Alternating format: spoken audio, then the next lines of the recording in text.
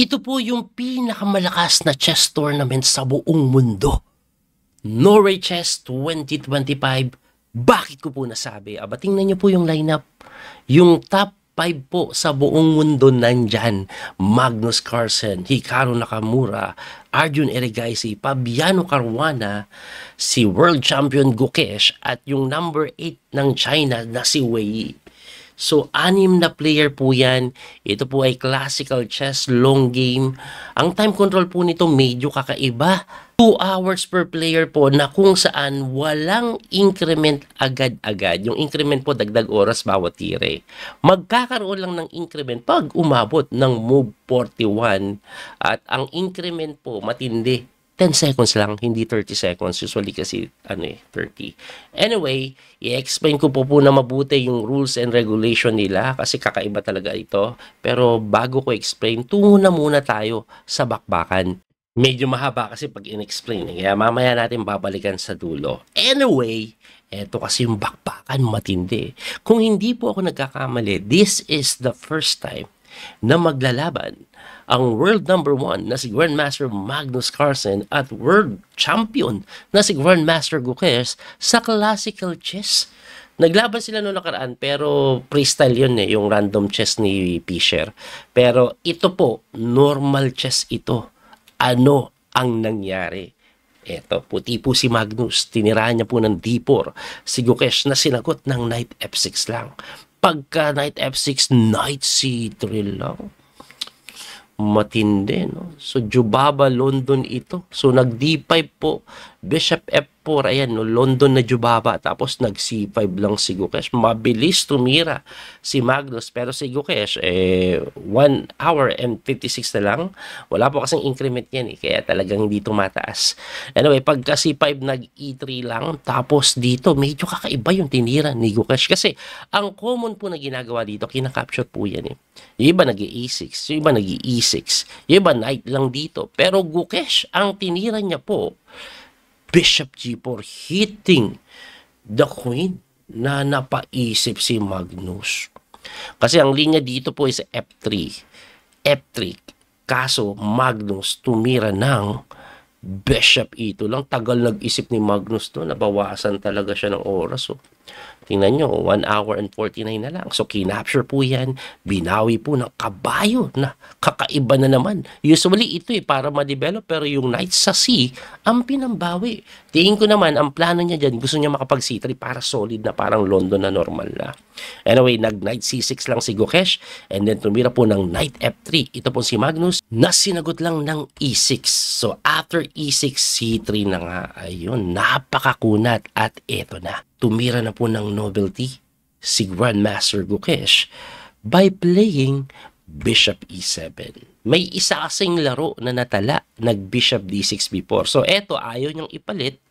Nag-Bishop lang doon para makapag-castling.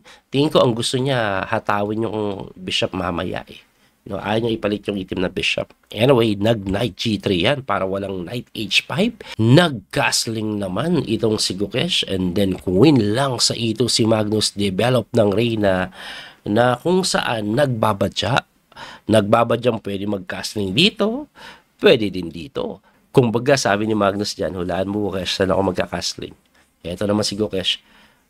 Ayoko manghula. Pasingaw lang. Sinimplian lang. Sige, mag-castling ka. Saka ako kikilos pag nakita ko sa kanila nag-castling. Pero ang tingin ko, one of the idea is to go G5 pag pinagbigyan.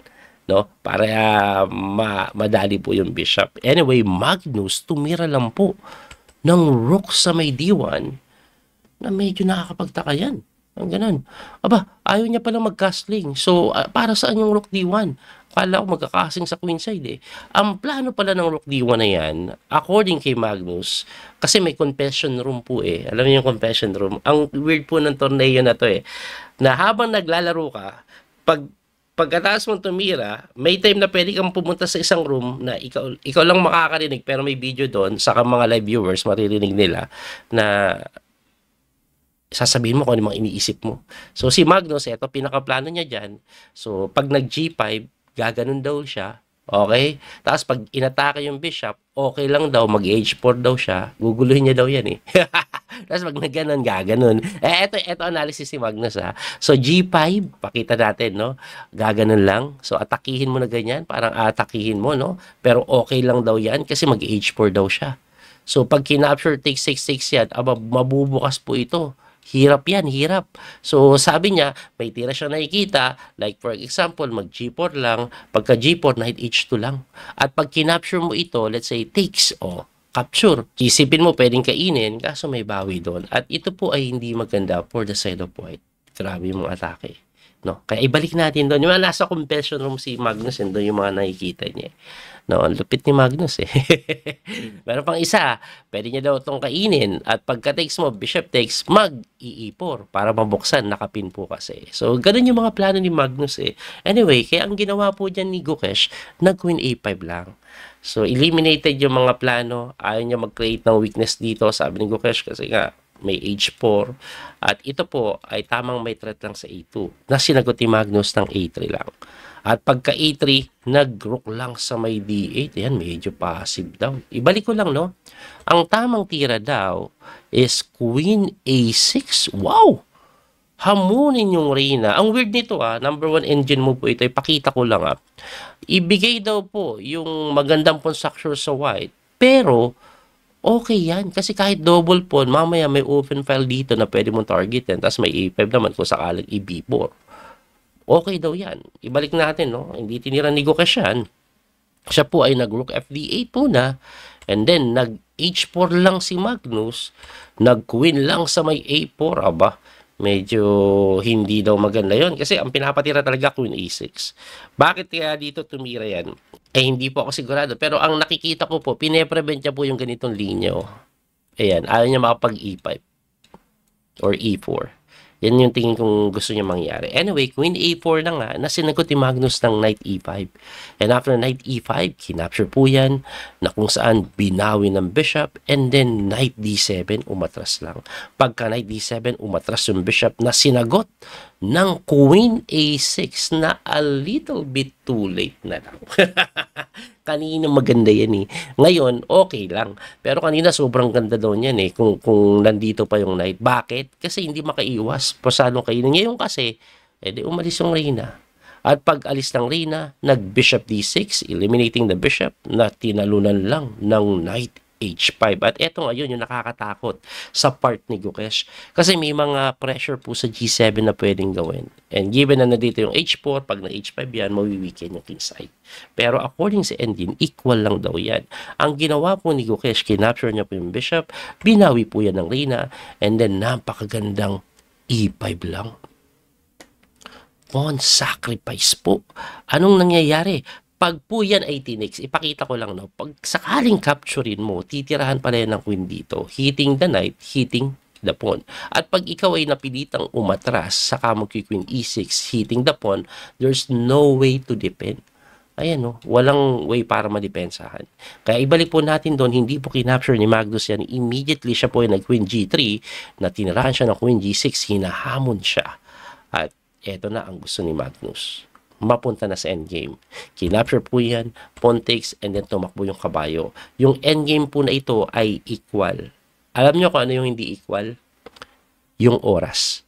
Tandaan, wala pong increment ito until they reach move 41 at sa kasalukuyan, nasa move 22 pa lang. So, 18 moves within 26 minutes ang kailangan pawalan ni Gukesh na kung saan kinapture yung D, binawi ng pawn, sinipor lang. So, ang pinaka-plano niya, mag-create siya ng something dito. Tumira po ng knight lang sa may C3, nag-B5 na nga. Tumira po ng knight C3, putting pressure sa D5 and B5 na sinagot lang ng knight F6. Wow! Binigay, pero hindi po pwedeng tikman kasi may rook na ganun. At babagsak yun. Kahit depensaan mo ng ganun, may sundot eh. Tapos bagsak to eh. Kaya ang ginawa ni Magnus, nag-rook sa may B1. Grabing rook B1 yan ah.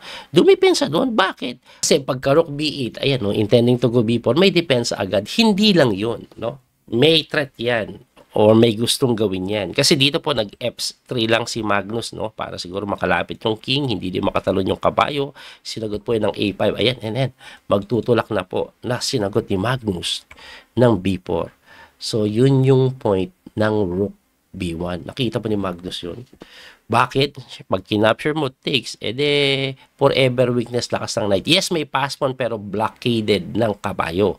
Ang matindi dyan, malamang hindi kainin. Ang ginawa is in empass and capture, pawn takes. Ngayon, may binibigay na pressure sa may B5. Di ba? Galing ni Magnus, oh. Tindi. Mga number 1 engine move yung mga pinagtitira niya na yan eh. Anyway, nag-B4 po yan, kinapture takes, and then nag-rook lang sa may E3, hitting the pawn. Natinirahan lang ng rook E8, hitting the pawn on E3, tapos kining mo ba. According po sa engine evaluation, this is equal. Pero Gukesh, medyo mahihirapan dito. Bakit ko po nasabi? Kilala si Gukesh malakas sa standard, pero pag time pressure na, mahina siguro sa mga pass game. Yun po yung aking observation lang. Anyway, nag-rook B2, checking the king, tumakbo lang, and then kinain yung G2, pero bumagsak naman yung A5. Nag-rook G3, hitting the pawn, at dinipensahan lang, and then nag-G5. After G5, kinapture, pawn takes, at kung papansinin nyo, equal na equal pa rin. This is move number 36. May 8 minutes pa pareho. Pagka rook takes G5, nag-rook lang sa may A1 si Magnus. Tingin ko po, ipapalit niya yung Tori dito. Anyway, nag-H5 yan. At ayun na nga, pinalit yung Tori. Kinapture takes and then king move. Pagka king move, nag-E4. Ayan na, ito na eh. Move 40 na. Nag-DX E4 and then pawn takes E4. Move 40. Very equal ang posisyon.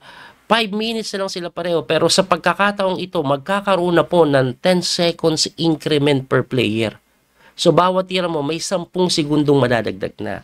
Kaso, endgame ito, ang tinira po ni Gukesh H4, which is a good move, na sinagot ng E5. At pagka E5, tinirahan ni Gukesh ng H3 na naman. Pinakain yung kabayo. Siyempre, kinapture po yung kabayo na sinagot ng H2. Equal pa rin daw, pero pag H2 kasi may tulak. At pagkatulak, ayan, pareho pong may pro-promote sila. Si Gukesh sumundot muna ng rook check. Tapos tumakbo yan, king lang po sa may D2. Tapos siya po ay nag-promote. Ayun, pagka-promote, nag-promote din. So, ang ending po, eto, one piece down si Gukesh. Pero according sa engine, tabla lang ito. Ngayon, paano tatabla? Yan ang matinding tanong. Kasi, si Gukesh, 23 seconds na lang. Kung long game ito, makikita ni Gukesh yung panabla dyan. Kaso, panic time eh. 10 seconds lang increment guys ha. So, ang ginawa ni Gukesh, eto na. Queen H6. Namuti, ambar.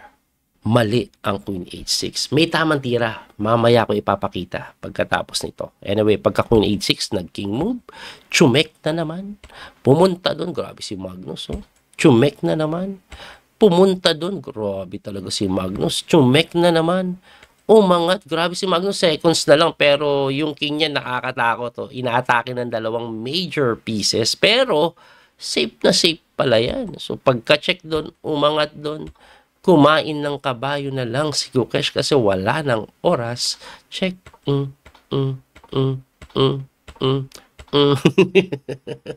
Wala eh. Lahat yun force. Kaya binilisan ko na eh. Only square eh. Oh.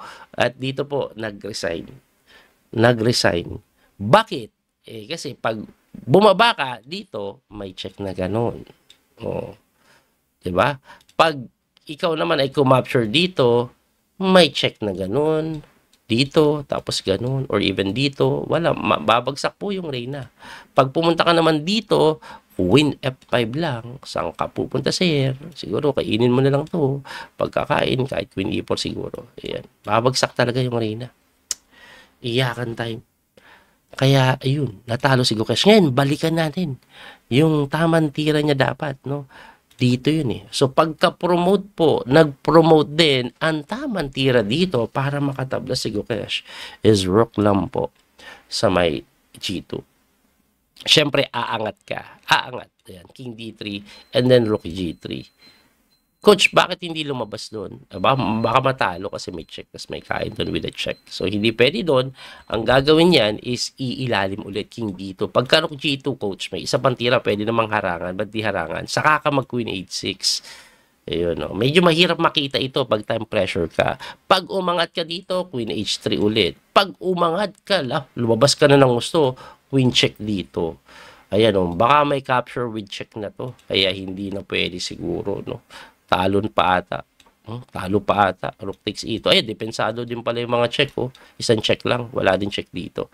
Anyway, ang pantabla dyan talaga, babalik-balik. So, pagka-check na ganyan, king d3 at magre-repeat. Yan, magre-repeat. Ganun po mangyayari. Na-miss negosyo. Ngayon, sabi ko, babalikan ko po yung format.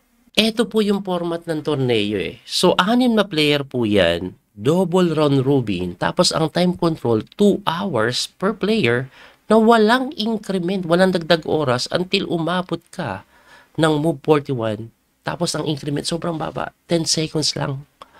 Kasi normally 30 seconds yan eh, kaya napapataas. Ngayon, ito pa nga ang matindi dyan. In case man na matabla po yung inyong classical match, natabla, mapupunta kayo sa Armageddon.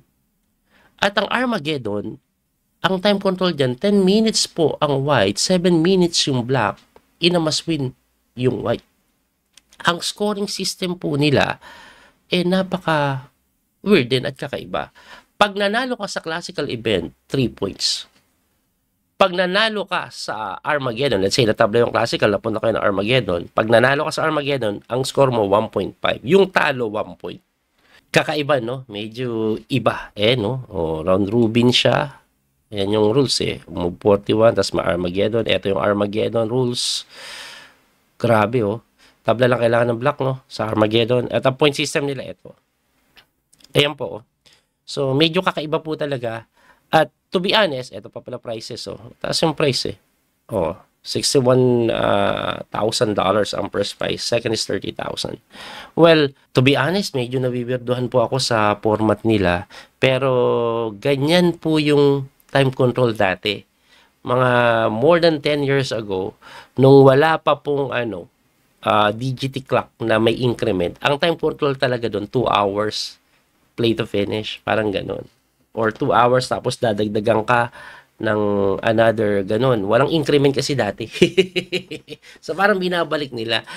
Sa panahon ngayon, hindi sanay yung mga player na walang increment. Lahat po sila sanay na may increment.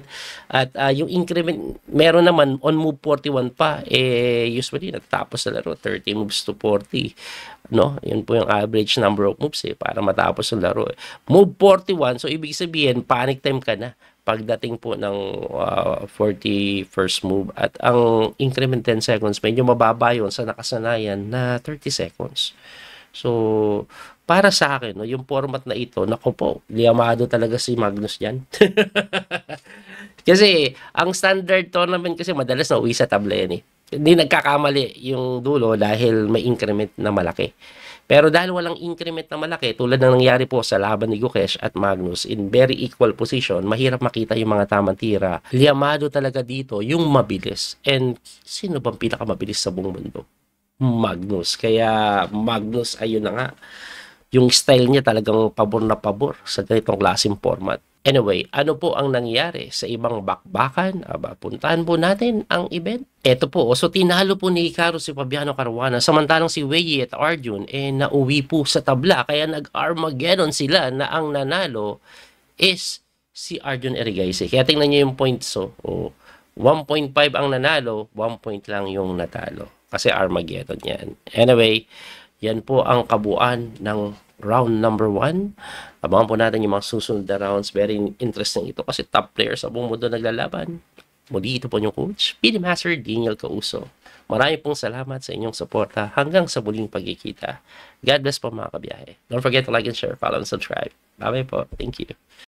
That little mouse, 'cause I'm an albatross.